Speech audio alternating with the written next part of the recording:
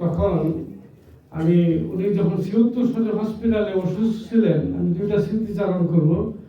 উনি যখন অসুস্থ ছিলেন, কোনো সেন্স নাই, হোশ নাই, কথা বলতে পারেন না, এমন সময় ওনার যে ৩ নম্বর ছেলে আশরাফ আলী বা মৌলানা মিয়া, উনি করলেন কি, ওনার হাতে তসবিটা দিয়ে দিয়েছেন।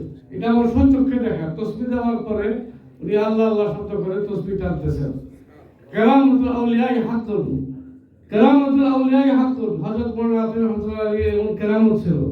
আরেকটা ঘটনা বলবো, পাকিস্তান আমাদের, আমি শুনেছি আমার আব্বার কাছ থেকে, হযরত মওলানা আমিনুল হক মাহমুদী রহমাতুল্লাহ আলাইহির কাছ থেকে, যে আবুল আলা মওদুদী সাহেব একটা বই লিখছিলেন কাদিয়ানীদের বিরুদ্ধে, কাদিয়ানি কিয়া হয়, ওইখানে দাঙ্গা হয়েছিল।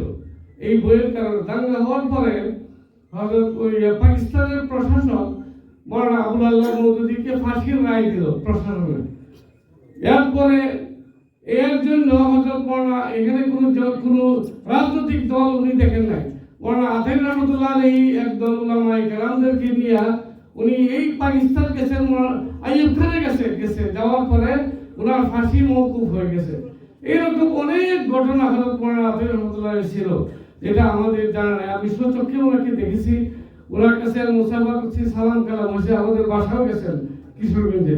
যাই হোক, আজকের যে বইয়ের মুরুখ উন্মোচন, এই উপলক্ষে বইয়ের যে লেখক আমার শ্রদ্ধেয় উস্তাদ হযরত মওলানা জালাল আলী সাহেব, আমি দোয়া করি যেন আল্লাহ তাআলা ওনাকে নেক হায়াত দান করেন।